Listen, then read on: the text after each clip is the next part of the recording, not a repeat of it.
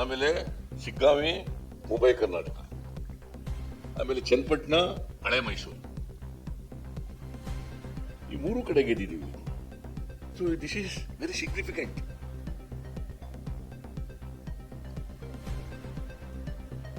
ಇದು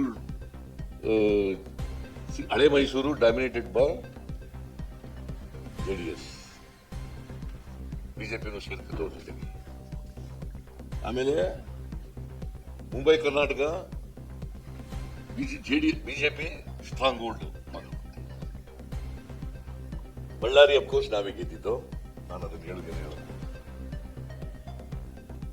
the point is ಅವರಿಬ್ರು ಸೇರ್ಕೊಂಡಿದ್ರು ಈ ಸಾರಿ ಈ ಬೈ ಎಲೆಕ್ಷನ್ ನಲ್ಲಿ.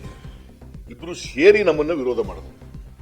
ನಂಬರ್ 1 ಇಬ್ರು ಸೇರ್ಕೊಂಡು ವಿರೋಧ ಮಾಡಿದ್ರು. ನಂಬರ್ 2 ಸುಳ್ಳು ಆರೋಪಗಳನ್ನು ಮಾಡಿದ್ರು. ನಂಬರ್ 3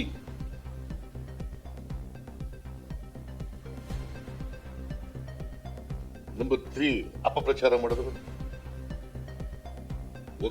ಬಗ್ಗೆ ಅಪಪ್ರಚಾರ ಮಾಡಿದ್ರು, ಮೂಢ ಪ್ರಕರಣದ ಬಗ್ಗೆ ಅಪಪ್ರಚಾರ ಮಾಡಿದ್ರು. ಏನು ಪಾದಯಾತ್ರೆ ಇಲ್ಲಿಂದ ಬೆಂಗಳೂರಿಗೆ ಅಲ್ಲ ಮೈಸೂರಿಗೆ, ಬೆಂಗಳೂರಿಂದ ಮೈಸೂರಿಗೆ ಪಾದಯಾತ್ರೆ.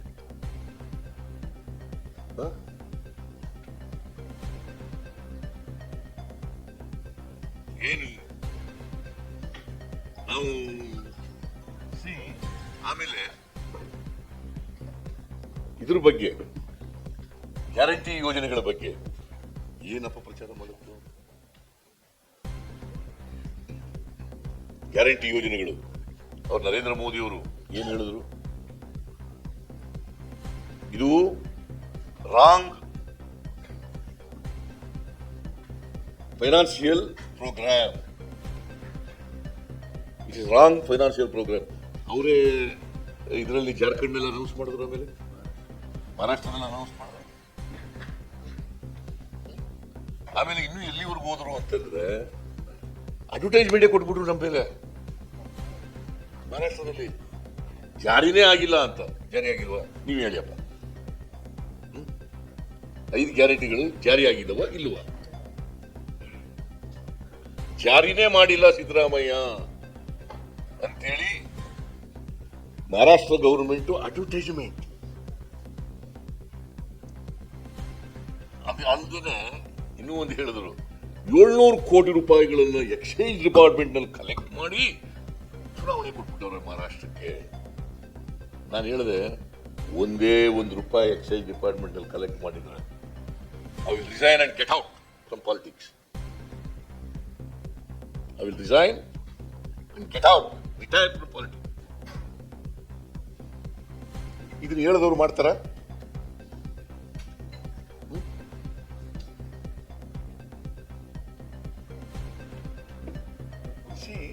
ನಾನೇನ್ ಹೇಳ್ತೀನಿ ಅಂದ್ರೆ, ಸತ್ಯ ಹೇಳಿ, ಸತ್ಯಕ್ಕೆ ಹತ್ತಿರವಾಗಿರೋ ಹೇಳಿ. ದ್ವೇಷದ ರಾಜಕಾರಣ ಮಾಡಬಾರ್ದು. ದ್ವೇಷದ ರಾಜಕಾರಣ ಮಾಡ್ಲಿಕ್ಕೋಸ್ಕರವಾಗಿ ಅಪಪ್ರಚಾರ ಮಾಡ್ತಕ್ಕಂಥದ್ದು, ಸುಳ್ಳು ಆರೋಪಗಳನ್ನು ಮಾಡ್ತಕ್ಕಂಥದ್ದು ಮಾಡಬಾರ್ದು. ಇದಕ್ಕೆಲ್ಲ ಇವತ್ತು ಯಾವತ್ತು ಚುನಾವಣೆ ನಡೆದದ್ದು 13ನೇ ತಾರೀಕಲ್ಲ, 13ನೇ ತಾರೀಕು ಉತ್ತರ ಜನ, ಈ ರಾಜ್ಯದ ಜನ ಉತ್ತರ ಕೊಟ್ಟಿದ್ದಾರೆ. ಈ ರಾಜ್ಯದ ಜನ ಉತ್ತರ ಏನು, ದೇವೇಗೌಡರು ಸಿದ್ದರಾಮಯ್ಯನ ಸೊಕ್ಕು ಮುರಿಬೇಕು, ಸಿದ್ದರಾಮಯ್ಯನ ಗರ್ವಭಂಗ ಮಾಡಬೇಕು,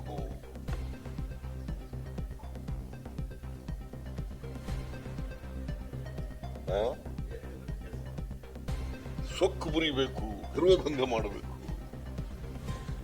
ನನ್ನ ಕಾಂಗ್ರೆಸ್ಸಿನ ಕಿತ್ತೊಗಿರಿ, ಕಾಂಗ್ರೆಸ್ಸಿನ ಅಧಿಕಾರದಿಂದ ತೆಗೆಯದೇ ನನ್ನ ಜೀವನದ ಉದ್ದೇಶ.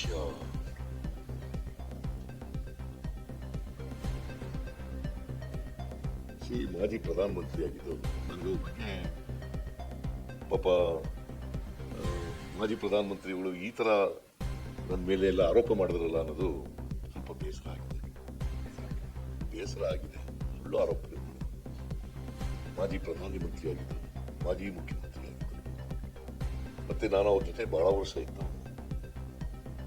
ಗೊತ್ತಿದ್ದು ಸಿದ್ದರಾಮಯ್ಯನಿಗೆ ಅಹಂಕಾರ, ಸಿದ್ದರಾಮಯ್ಯನ ಗರ್ವಭಂಗ ಮಾಡ್ತೀನಿ, ಸೊಕ್ಕು ಮುರಿತೀನಿ.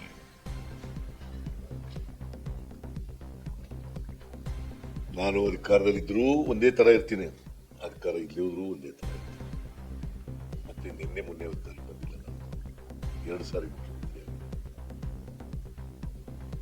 2 ಸಾರಿ ಲೀಡರ್ ಅಪೋಸಿಷನ್ ಆಗಿದೆ, 2 ಸಾರಿ ಡೆಪ್ಟಿ ಚೀಫ್ ಮಿನಿಸ್ಟರ್ ಆಗಿದೆ.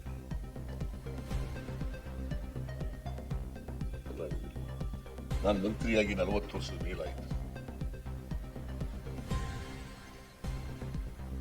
1984 ಆಗಸ್ಟ್ 17ನೇ ತಾರೀಕು ಮಂತ್ರಿ.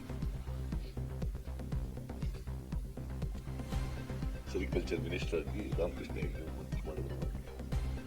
1984 ಆಗಸ್ಟ್ 17, 40 ವರ್ಷದ ಮೇಲಾಗಿದೆ. ಯಾವತ್ತೂ ಕೂಡ ದುರಂಕಾರ, ಯಾವತ್ತೂ ಕೂಡ ಸುಪ್ರೀದ ನಡ್ಕೊಂಡಿಲ್ಲ, ಯಾವತ್ತೂ ಕೂಡ ಗರ್ವದಿಂದ ನಡ್ಕೊಂಡಿಲ್ಲ. ಅಧಿಕಾರ ಜನ ಕೊಡೋದು, ಜನ ಕೊಟ್ಟರೆ ನಾನು ಇಲ್ಲಿ ಕೂತಿರ್ತೀನಿ. ಜನ ಕೊಡೋಕ್ಕಿಲ್ಲ ಅಂತಂದ್ರೆ ಅಧಿಕಾರದಿಂದ ಕುರ್ಚಿಯಿಂದ ಕೆಳಗೆ ಇಳಿತೀನಿ. ಆಮೇಲೆ ಅಳೋದು ಅಂತ ಎಲ್ಲ ಅಭ್ಯಾಸ ಮಾಡ್ಕೊಂಡ್ಬಿಟ್ಟವ್ರು. ದೇವೇಗೌಡ ಮಗ, ಮೊಮ್ಮಗ,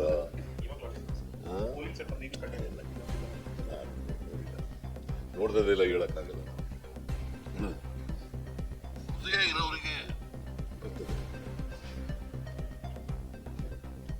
ಹಾಗಾದ್ರೆ ಹಾಸನದಲ್ಲಿ ಗಲಾಟೆ ಆಯ್ತಲ್ಲಪ್ಪ ಈಗ, ಪ್ರಜ್ವಲ್ ರೇವಣ್ಣ ಅಂತ ಹೇಳ್ಬೇಕು, ಅಲ್ಲಿ ಹೆಣ್ಮಕ್ಳೆಲ್ಲ ಕಣ್ಣೀರು ಹಾಕ್ತಿರಲ್ಲ, ಆಗ ಹೃದಯ ಕರಗನಿಲ್ವಾ? ಹೃದಯ ಕರಗನಿಲ್ವಾ ಅಲ್ಲಿ? ಸೊ ನಾನು ಹೆಚ್ಚು ಮಾತಾಡಕ್ ಹೋಗಲ್ಲ.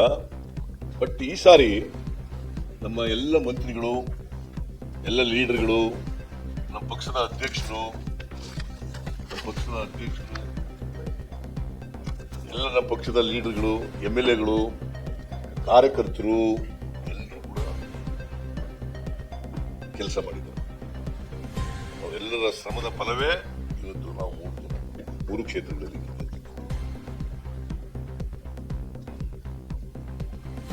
ಎಲ್ಲ ಮಂತ್ರಿಗಳು ಯಾರ್ಯಾರಿಗೆ ಜವಾಬ್ದಾರಿ ಕೊಟ್ಟಿದ್ರು, MLCಗಳು, ಲೋಕಸಭಾ ಸದಸ್ಯರುಗಳು, ಅವರೆಲ್ಲರೂ ಕೂಡ ಕೆಲಸ ಮಾಡಿದ್ದಾರೆ. ಇಷ್ಟು ಅಪಪ್ರಚಾರ, ಇಷ್ಟು ಆರೋಪಗಳು ಮಾಡಿದ್ರು ಕೂಡ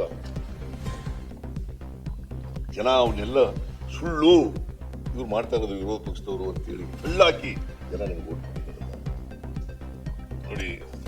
ಇದು ಓದ್ಬಿಡ್ತೀನಿ. Empower work boards in consultation with the religious leaders,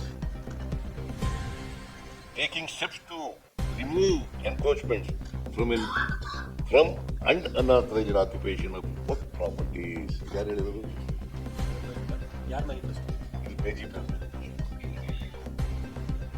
BJP manifesto. ಇವತ್ತು ಕೋಮುವಾದ ಮಾಡಕ್ಕೆ ಹೋಗಿದಾರಲ್ಲ, ಜನ ಸುಮ್ಮನೆ ಇರ್ತಾರ? ಇವರು ಕೋಮುವಾದನ ಜನ ಅರ್ಥ ಮಾಡ್ಕೊಳ್ತಾರೆ. ಮತ್ತೆ ಬಹಳ ಜನ ಬೆದ್ರು ಅಂತ ತಿಳ್ಕೊಬಿಟ್ಟವ್ರೆ. ಮತದಾರರನ್ನ ನಾವ್ ಏನ್ ಹೇಳಿದ್ರು ನಡೀತದೆ, ಮಿಸ್ಲೀಡ್ ಮಾಡ್ಬಿಡ್ಬೋದು. ಮತ್ತಷ್ಟು ಸುದ್ದಿಗಳಿಗಾಗಿ ನೋಡ್ತಾ ಇರಿ ಪಬ್ಲಿಕ್ ನ್ಯೂಸ್ 24x7. ಇದು ಸತ್ಯದ ಧ್ವನಿ.